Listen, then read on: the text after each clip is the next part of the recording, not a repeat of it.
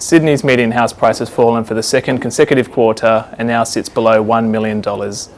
In the September 2015 quarter, house prices peaked at $1,045,000, then fell to $1,011,000 in the December quarter, and now sits at $996,000.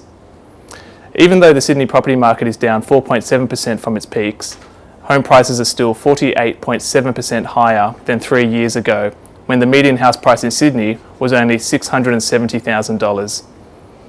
In terms of where the Sydney property market is headed, when reviewing historical price changes, the signals look mixed.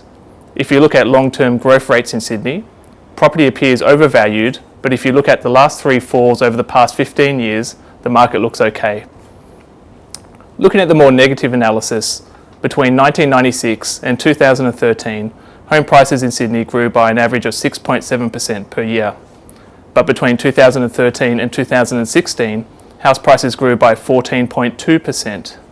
For Sydney's house prices to revert back to their long-term average growth rates, prices would need to fall to $814,000, a further 18% fall from where they currently are today.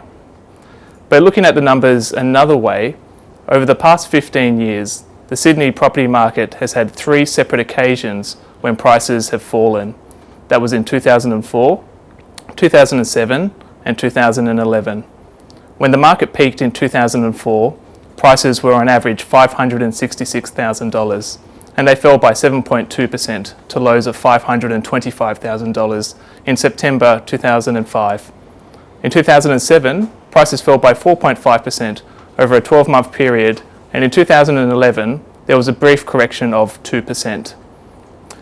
Given the current correction has been 4.7% over the past 6 months, looking at the past 3 corrections, we could be near the bottom of the downturn in the current market cycle, but it's impossible to predict where house prices are headed, and people are lining up each side of the argument to say whether they think the prices will fall or continue to rise.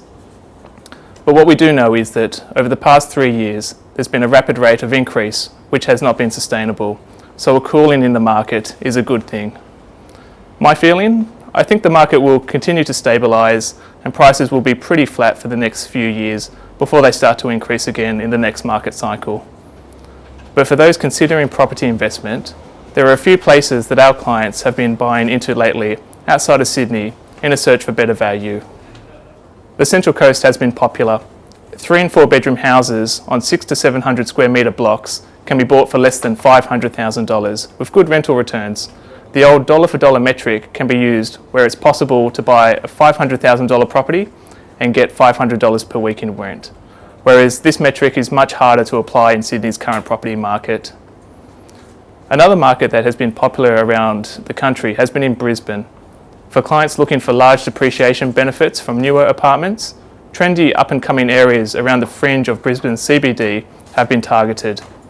And for clients looking for capital growth potential with steady rental returns, established houses, which are between 10 kilometres and 15 kilometres from Brisbane CBD, have been the pick. If you would like to discuss property markets or investments in more detail, please feel free to contact me using the details shown on the screen now.